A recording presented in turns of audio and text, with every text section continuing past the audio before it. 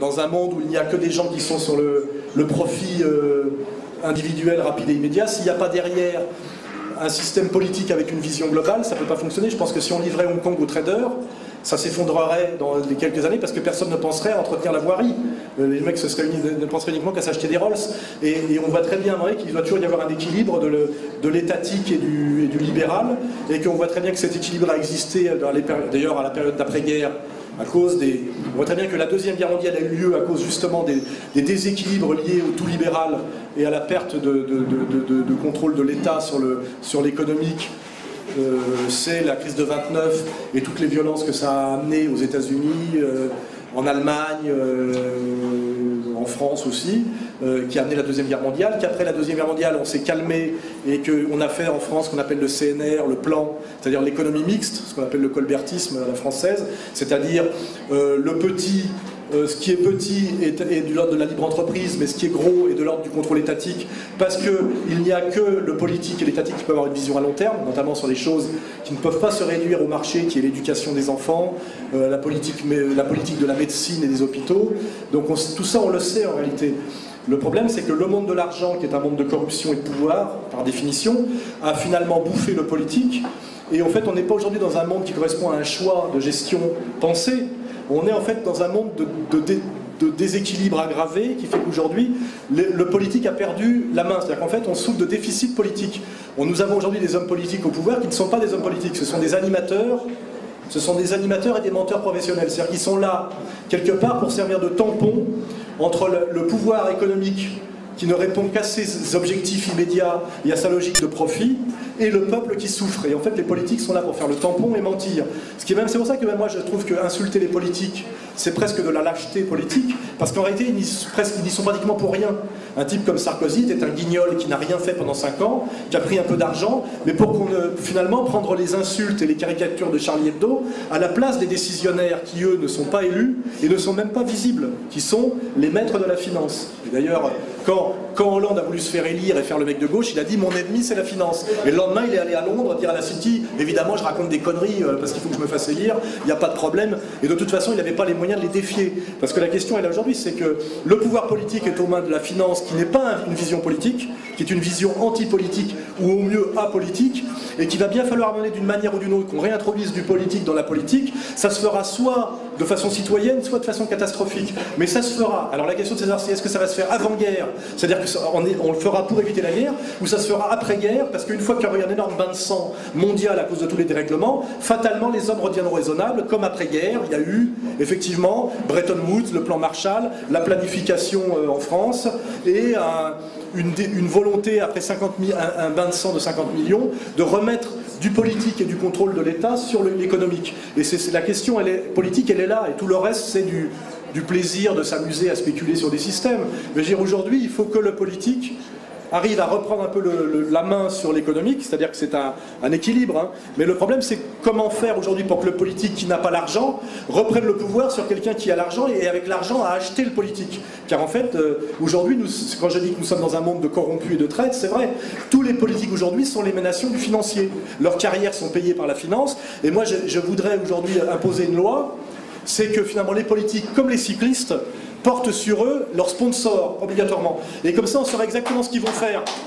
On saurait que ça, c'est le complexe militaro-industriel, là, c'est l'atomique, là, c'est l'agriculture, et en fonction des sponsors, on sait ce qu'un politique fera ou ne fera pas. Or ça, si je pouvais intervenir politiquement demain, je ferais voter cette loi. Vous venez, sur votre maillot, il y a tous vos sponsors. On le fait bien pour les footballeurs, on doit le faire pour les politiques. Et là, vous avez le programme du mec, puisqu'il faut qu'il rembourse ses sponsors. Et on saura pour ce qu'il va faire dans les années à venir. Et vous verrez que Hollande ou Sarkozy, c'est ça. Ils ont les mêmes. Voilà, oui, bien sûr, bonne remarque, à la fin, ils ont les mêmes. Donc on voit bien qu'il n'y a aucune variable de politique. On voit bien d'ailleurs que c'est une catastrophe, et à quel point on voit que Hollande ne fait rien d'autre que Sarko ne peut rien faire d'autre, et pour faire croire qu'il fait autre chose, qu'est-ce qu'il fait? Comme il ne veut pas toucher au social et à l'économique, il fait du sociétal. Donc il fait le mariage gay et l'adoption, on a la réponse. Parce qu'il faut bien qu'il fasse autre chose que Sarkozy, qui lui faisait semblant de régler la question de l'immigration, finalement en injuriant les immigrés, mais en ne faisant jamais rien pour régler le problème, en fait, effectivement, des Roms, etc. Donc la réponse, elle est là. Qu'est-ce qu'il faut faire politiquement? Il faut arriver à arriver à faire en sorte que le politique puisse se réintroduire dans la politique. Car la réalité, c'est qu'aujourd'hui, il n'y a plus de politique dans le politique. Il y a de l'animation au service du financier, payé par le financier. Et aujourd'hui, les hommes politiques sont des animateurs et donc des menteurs qui sont là pour servir de tampon entre les réels décisionnaires politiques qui sont les financiers et le peuple en colère. La politique politicienne, c'est vraiment de la merde, excusez-moi, mais vous ne faites que mentir et transiger tout le temps, vous êtes dans des logiques à court terme électoralistes, c'est exactement comme la finance. La finance, c'est le bilan, ce qu'on a appelé le compte d'exploitation annuel, c'est-à-dire que vous êtes sur un an, vous êtes même des fois sur 3 mois, donc vous avez la tête dans le guidon avec des critères actifs, passifs, t'as gagné, t'as perdu. La politique, c'est pareil, j'en ai fait au Front National, c'est ce que tu dis, c'est très bien, mais c'est un discours qui ne va être compris que par une élite, par exemple, parce que les autres, il y a trop de travail d'éducation, et surtout, c'est un programme sur 20 ans. Nous, il faut qu'on ne perde pas les prochaines élections, parce que compte tenu du financement public des élections, si on ne fait pas plus de 12, on met la clé sous la porte, parce qu'on ne peut pas rembourser les emprunts qu'on a été obligé de contracter pour la campagne. Vous ne connaissez rien de tout ça, visiblement. Il faut faire des emprunts bancaires pour payer ses affiches, et pour les rembourser, il faut faire un certain score, parce que c'est par le nombre de votants que vous avez eu que l'État vous paye, vous rembourse. Sinon, vous êtes ruiné. Donc, un parti politique, il n'est que dans le court terme et dans la tactique. C'est-à-dire, il dit, c'est peut-être vrai ça, mais il faut dire autre chose, parce qu'on a des échéances demain. Là, il y a l'alliance avec tel truc, c'est foireux, mais il faut qu'on s'allie avec tel truc contre tel autre. Ce qui fait que la politique politicienne, c'est du mensonge, du petit commerce, de l'épicerie, ce n'est jamais de la vraie politique. Et moi je prétends que pour faire de la vraie politique, il faut justement sortir de la politique électoraliste, parce que là on peut effectivement investir sur le long terme. Par exemple, moi quand je prône la réconciliation des Français de souche et des Français immigrés, ça va être difficile, mais on n'a pas le choix, il faut le faire. Mais je pense que ça va prendre 15 ans. Aucun homme politique n'a 15 ans devant lui pour faire quelque chose qui ne sera rentable que dans 15 ans. Il dit, moi, il ne faut pas que je perde les élections demain. Et les échéances, on sait, c'est les communales, les municipales, les régionales, les législatives, les européennes, et c'est à chaque fois... Donc finalement, le politique a le même calendrier à court terme que le financier, qui lui interdit de faire de la politique. La politique, c'est forcément la haute vision. Et c'est pour ça que je suis un peu nostalgique de Gaulle, etc. Parce qu'un homme politique, c'est quelqu'un qui voit loin, par définition. Et voir loin, ça veut dire, à un moment donné, on décide... De Gaulle a fait, par exemple, si on a aujourd'hui la fusée Ariane, si on est bon en téléphonie, etc., c'est parce qu'à un moment donné, il y a eu une volonté, par la planification, de dire on va investir à perte pendant un certain nombre d'années dans certains secteurs, parce qu'il est nécessaire que la France compense son handicap, etc. Dans une logique libérale pure, ça n'existe pas. Et en politique politicienne, c'est pareil. On ne peut pas se mettre à dos son électorat à court terme, alors on travaille pour lui à long terme. Parce que les 3/4 des électeurs, compte tenu de leur conscience manipulés par les médias, ne comprennent même pas que parfois vous vous battez pour eux, malgré eux. Donc si vous voulez qu'ils votent pour vous, vous êtes obligé parfois de leur dire des trucs que vous situez au niveau de leur conscience politique immédiate, qui est souvent très très faible. Le fait même que les gens pensent qu'ils sont de gauche ou de droite prouve, excusez-moi, qu'ils sont des imbéciles. Il n'y a plus de gauche et de droite depuis longtemps, ça veut rien dire. Alors je vois tout le temps des gens qui disent « Ah mais moi tu comprends, je voterai jamais machin parce que je suis de droite. » Ah ben moi je vais quand même voter au 2e tour pour Hollande parce que quand même malgré tout je suis de gauche. Je veux dire, moi pour ça que je veux le dire clairement, je ne suis pas démocrate. Voilà, je pense que la vérité du politique ne passe pas par les urnes. Je pense que ce qu'on appelle la démocratie, qui s'appelle dans mon livre la démocratie de marché et d'opinion, c'est quand on réfléchit bien à comment ça a été mis en place et pourquoi, le pouvoir du plus riche. La démocratie, quand vous regardez au bout ce que c'est le pouvoir du plus riche, strictement, par des mensonges qui sont ce qu'on appelle la démocratie représentative, qui est le contraire de la démocratie, puisque c'est quelqu'un que vous élisez pour vous représenter, et que dès qu'il est élu, fait le contraire de ce qui serait bon pour vous, et ce que vous lui avez demandé. C'est exactement ce qui s'est passé, puisque les Français sont contre l'Union européenne au niveau, par exemple, du référendum, et alors qu'ils sont contre à 56%, les députés ont voté la ratification du traité de Lisbonne, à 92 ou 13%. Ce qui veut dire que ce sont des traîtres à leurs électeurs. Hollande s'est fait élire sur un programme qu'il a déjà entièrement trahi au bout de 15 jours. Je vous ferai remarquer, vous pouvez le vérifier. Donc la démocratie représentative est antidémocratique. Et quand on analyse sérieusement, comme je le fais dans je crois, dans le 4e chapitre, ce que c'est que la démocratie au sens historique, pas la démocratie athénienne, je sais pas quoi, ni la démocratie islamique, parce qu'il y en a plein des démocraties, mais ce qu'on appelle la démocratie bourgeoise, la démocratie représentative, la démocratie parlementaire, c'est ce que j'appelle la démocratie de marché et d'opinion, où en fait le marché achète l'opinion et l'opinion fait l'élection. Hein, donc en fait, si on fait raccourci, la démocratie c'est le pouvoir du plus riche. Voilà, c'est clair. C'est pour ça que je ne suis pas démocrate. J'ai très peu voté dans ma vie. que je sois d'ailleurs au Parti communiste ou au Front National, je suis toujours dans une logique insurrectionnelle. Et la politique politicienne, j'en ai fait. Je vous garantis, vous avez qu'à en faire. Inscrivez-vous dans un parti et commencez à militer. Si vous êtes un peu intelligent, vous n'êtes pas arriviste et vous ne cherchez pas une place d'apparatchik, au bout de 6 mois, vous partez. C'est pour ça que quand on me parle de Mélenchon, on dit, mais t'es sûr que Mélenchon c'est le salaud que tu dis? Je dirais un type qui a été 33 ans au Parti Socialiste et forcément un enculé et pas un vrai homme de gauche. Parce qu'il faut 1 an pour savoir que le Parti Socialiste n'est pas un parti de gauche. Hein. Donc le mec il a été 2 fois sénateur, sénateur socialiste, c'est un oxymore. Hein.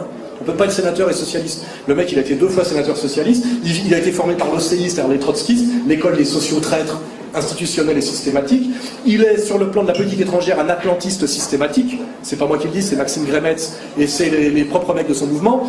Et il faut être un imbécile et un inculte politique pour penser que Mélenchon représente les ouvriers et les travailleurs. Mais malheureusement, il y en a ici qui le pensent. Et c'est pour ça que je ne suis pas démocrate, car je n'ai pas envie de vous demander, vous, votre avis sur pour qui vous devez voter, parce que je ne veux pas demander à des imbéciles de décider pour moi de ce que doit être la politique. J'estime que je suis plus formé que vous, et moi je veux passer par un processus révolutionnaire et faire votre bien malgré vous, parce que souvent vous ne savez pas ce qui est bon pour vous. Et je suis authentiquement un antidémocrate assumé. C'est voilà, et je le revendique clairement.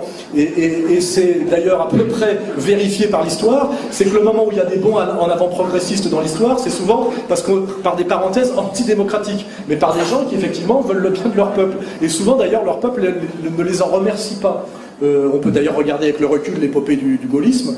On voit que De Gaulle a été chassé par mai 68, c'est-à-dire par les libéraux libertaires qui sont au pouvoir aujourd'hui pour détruire tout l'État social, l'État-providence que De Gaulle avait mis en place avec le Parti communiste français et qui avait été négocié par la résistance au moment du CNR. Et malheureusement, il n'y avait pas plus stupide que les jeunes de mai 68 qui ont chassé De Gaulle au nom de US Go Home, que je vous rappelle que le critère qui a réuni les jeunes de mai 68 au départ, c'était l'opposition à la guerre du Vietnam et à l'impérialisme américain.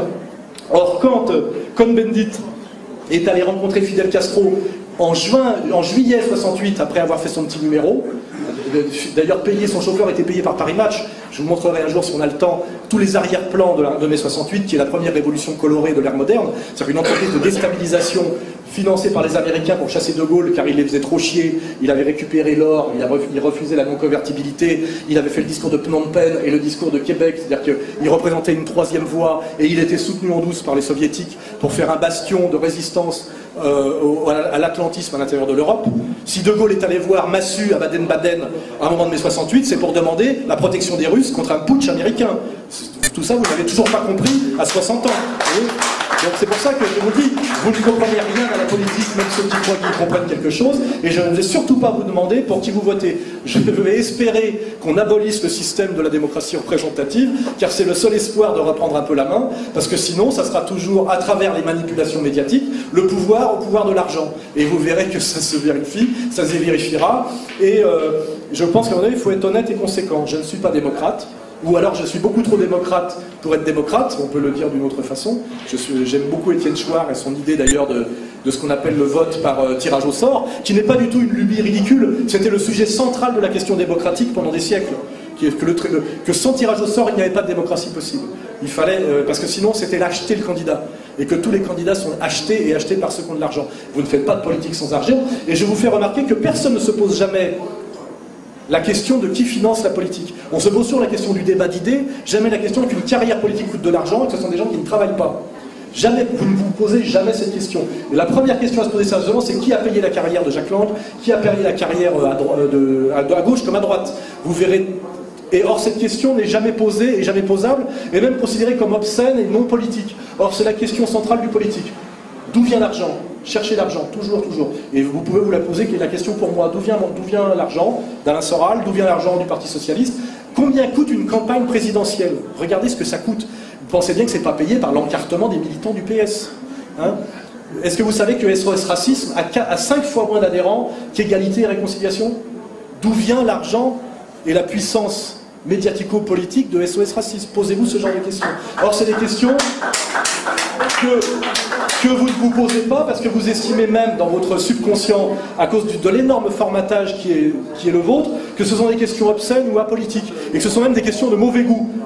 C'est-à-dire qu'il y a un tel travail de rééducation à faire avant qu'on puisse refaire de la démocratie, je dirais, électoraliste, qu'il faudrait d'abord abolir la démocratie, refaire un vrai travail de formation citoyenne pour pouvoir la relancer derrière.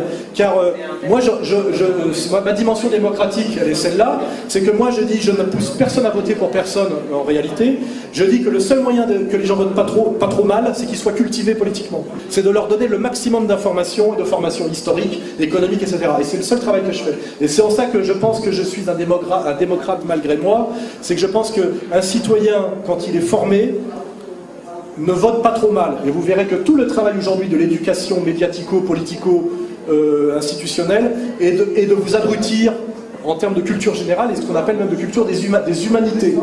Tous les sujets que je traite moi, c'est pour vous montrer que tout ce qu'on vous a appris à l'école est faux en général. Tout.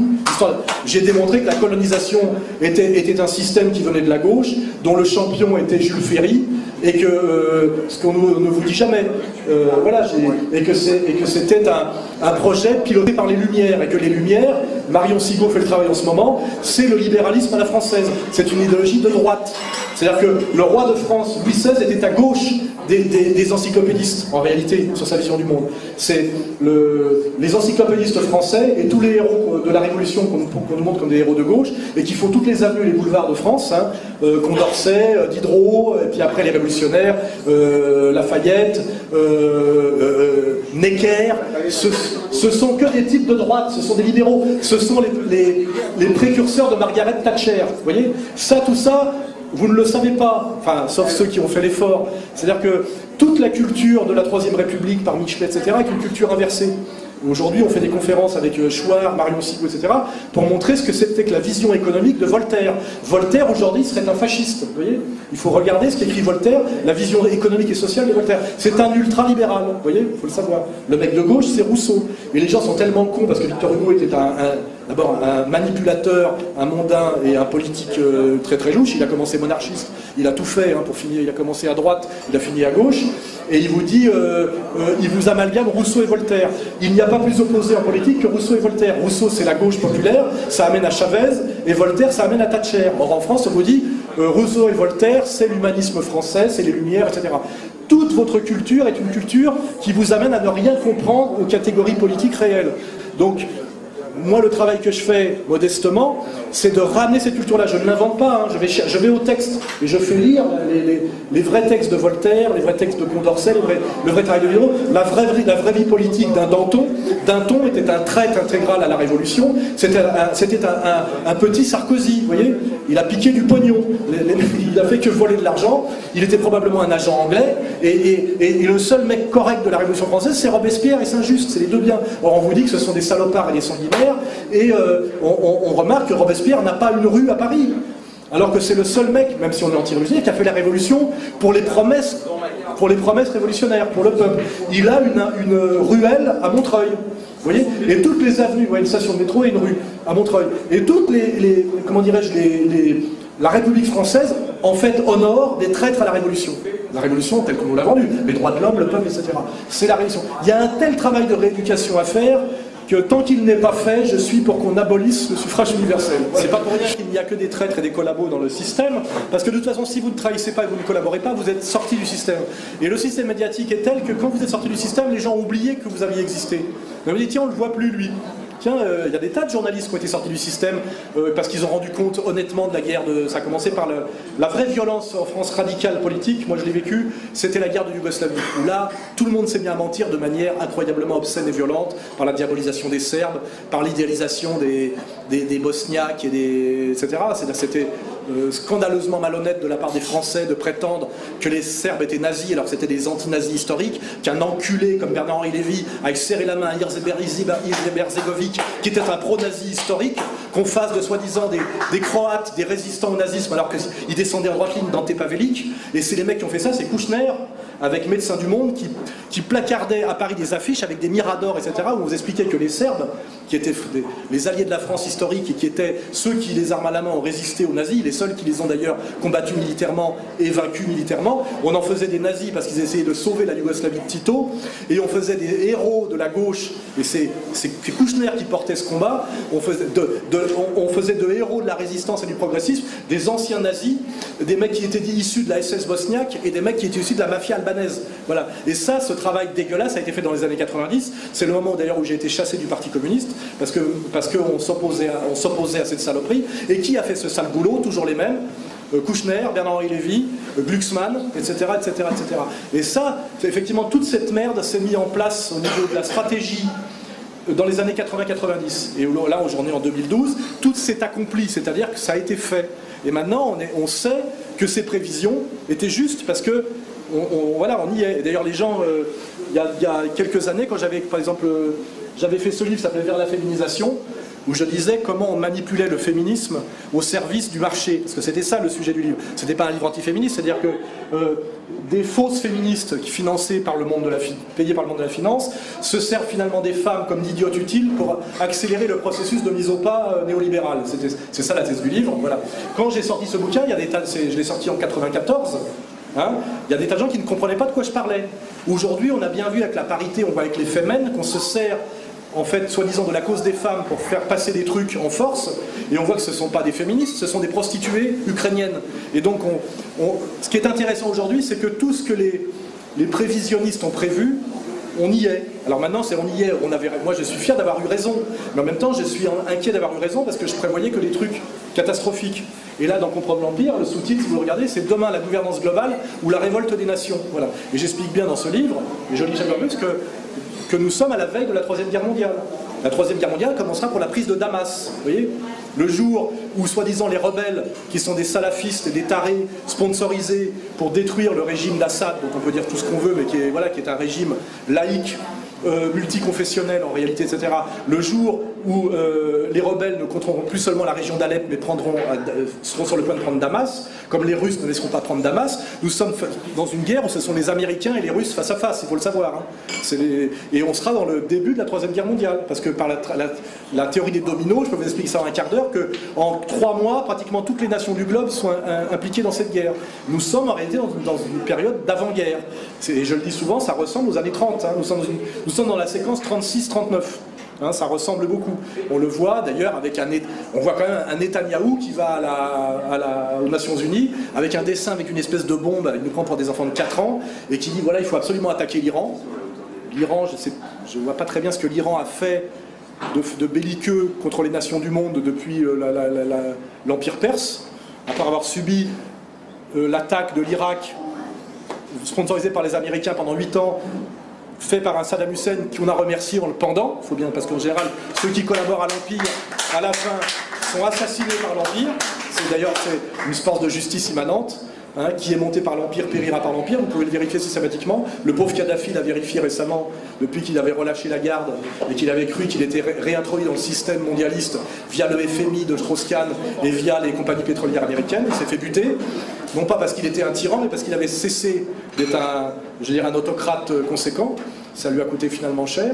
Nous sommes aujourd'hui dans effectivement ce que prévoyaient de pire les analystes et les gens qui faisaient des prédictions dans les années 80, y compris d'ailleurs du côté de la gauche, ceux qu'on avait peur, et du côté des néoconservateurs, c'est-à-dire des fascistes conséquents, les vrais fascistes, qui sont les Américains de néoconservateurs, ce sont eux les fascistes si ce mot a un sens. Eux voulaient tout ça, mais pour imposer ce qui s'appelle le nouvel ordre mondial, qui est une dictature mondiale de la finance piloté de Wall Street, sécurisé par l'armée américaine, pour effectivement que le monde réduit à des espèces d'individus ilotisés se soumettent par des évolutions constitutionnelles de type Patriotic Act, qui sont en douce l'abrogation du premier amendement, qui consiste finalement à appliquer en permanence la loi martiale dans toutes les démocraties pour qu'elle cesse d'en être, sous couvert de menaces terroristes. Je ne vais pas vous parler du 11 septembre, mais quiconque a un peu de culture ici et un peu d'honnêteté sait que le 11 septembre est un inside job opéré par ce qu'on appelle l'État profond. C'est pour pas dire l'État profond, c'est un mot de Choprade, et qu'effectivement il a fallu faire le 11 septembre pour justifier tout ce qui se passe aux États-Unis depuis le 11 septembre, c'est-à-dire la suppression en douce du premier amendement et la loi martiale, la recolonisation, parce qu'il faut appeler ça comme ça, de l'Afghanistan, la destruction de l'Irak, etc., qui se continue aujourd'hui, avec la destruction de la Libye, dont je rappelle qu'il était le pays d'Afrique qui avait le plus haut niveau de vie, le plein emploi, et qui fait qu'aujourd'hui il y a un chaos total en Afrique, parce que la disparition de Kadhafi, c'est un autre sujet, a déstabilisé tout ce que Kadhafi maintenait Kadhafi qu'on appelait le roi des rois en Afrique, hein, qui payait toutes les milices, toutes les fins de mois des milices, qui avait offert le satellite qui permettait aux Africains d'échapper à la domination des télécommunications occidentales, qui était en train de faire le dinar or et qui était réellement, malgré tout ce qu'on peut dire sur sa chirurgie esthétique et son goût vestimentaire douteux, le bienfaiteur de l'Afrique, c'est une certitude, et il a été assassiné par une volonté impériale. Bernard-Henri Lévy a du sang sur les mains dans cette histoire et j'espère qu'il le payera un jour, j'espère qu'il ne mourra pas dans son lit. On sait que ça a produit l'assassinat de centaines de milliers d'hommes à la peau noire, puisque en fait ces soi-disant salafistes qui sont des milices takfiristes de voyous assassinent systématiquement les Noirs en Libye, et on voit la déstabilisation totale de l'Afrique aujourd'hui est liée à l'effondrement du système Kadhafi qui a été voulu par l'Empire, c'est un vrai sujet, et couvert par la diplomatie française, par les intellectuels français, pour notre plus grande honte. Voilà, je veux dire, et moi j'ai fait partie des rares qui ont dit que ça serait une catastrophe si Kadhafi tombait, et j'ai été ultra marginal, et je fais partie de ceux qui se sont rendus plusieurs fois en Syrie, et qui pensent que c'est une catastrophe pour le Moyen-Orient si le régime syrien tombe, quelles que soient les critiques qu'on peut faire contre le régime syrien.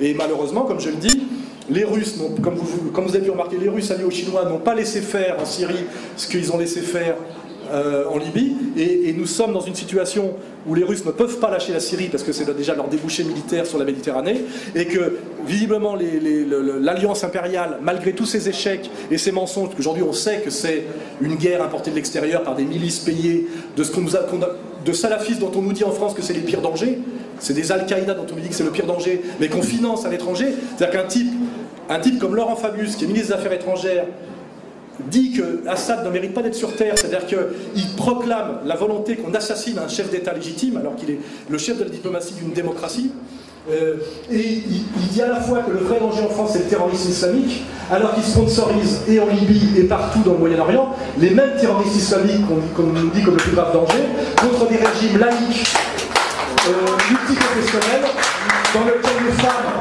sont 40% des professions libérales, alors qu'on soutient des régimes comme l'Arabie Saoudite où les femmes n'ont pas le droit de conduire, et que nous avons des connasses comme Madame Laroche-Joubert qui s'extasient sur les rebelles syriens qui sont des assassins et des égorgeurs, qui si jamais ces gens-là prenaient le pouvoir, elle serait lynchée le lendemain parce qu'elle est plusieurs fois divorcée, elle n'aurait pas le droit de conduire une voiture, et elle s'extasie sur ces gens-là, c'est idiote, et tout ça dans les médias de masse français.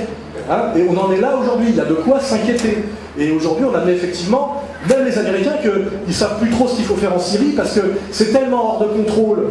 Les types ont déclaré ont mis en place la charia déjà dans la région d'Alep, et on vous dit l'islamisme radical c'est le danger, et on finance partout. On a commencé par le Yougoslavie, je vous rappelle. On finançait déjà les islamistes du Kosovo, albanais, contre des laïcs. Et évidemment, le premier exemple, c'est l'Afghanistan. Les Américains ont commencé, n'oubliez pas les talibans, n'oubliez pas que Hollywood a financé un Rambo 4 qui était l'apologie des talibans, il ne faut pas oublier. Et voilà.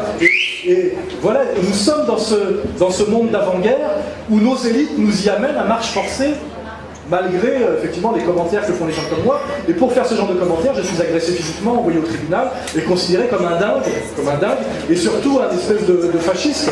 Alors qu'en fait, excusez-moi s'il vous semble que je suis un antifasciste conséquent. Parce que moi je connais quand même le Moyen-Orient, je voyage, et en ce moment on est en train aussi de déstabiliser le Liban. On est en train de recréer une guerre civile intercommunautaire au Liban.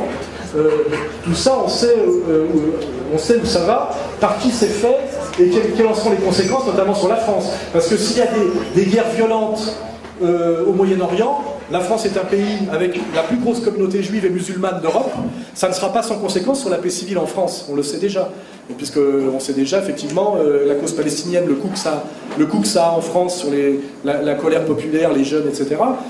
Toutes ces situations explosives sont voulues par ce que j'appelle l'empire oligarchique, et accompagnées, et même les Français sont en pointe, car la diplomatie française est en pointe depuis la Libye. On est devant les Américains, on n'est pas derrière, on est devant. C'est-à-dire qu'on est les plus bellicistes de tous. Comment en est-on arrivé de la diplomatie de Gaulle, hein, qui fait qu'on était respecté partout au Moyen-Orient et en Afrique, à la diplomatie Kouchner-Fabius, qui est la même, hein. D'ailleurs on voit bien qu'il n'y a pas de rupture entre le Quai d'Orsay de Sarkozy et le Quai d'Orsay de Hollande, et que c'est des gens qui non seulement sont au service de l'impérialisme américano-sioniste, mais sont même en pointe, demandent plus que ce que demandent les Américains systématiquement. Et ça c'est catastrophique, et ça veut dire aussi qu'il va bien falloir donner que la France reprenne un peu la main politiquement pour avoir une politique étrangère qui correspond à ses intérêts, au moins, à minima. Car je vous garantis que tout ce qui se fait en ce moment financé par la France et au nom de la France, n'est pas dans nos intérêts, même au niveau des marchés, parce qu'en Libye, nous ne récupérons même pas les marchés pétroliers. Nous avons financé la première guerre du Golfe, pas la deuxième d'ailleurs, mais la première. On a perdu tous nos marchés dans le monde arabe. C'est même pas pour faire du business. On paye et on perd nos marchés derrière. Et qui c'est qui prend les marchés? Les Américains, systématiquement. Donc aujourd'hui, tous nos choix politiques imposés par les hommes politiques sont dans l'intérêt des Américains et jamais de la France et du peuple de France.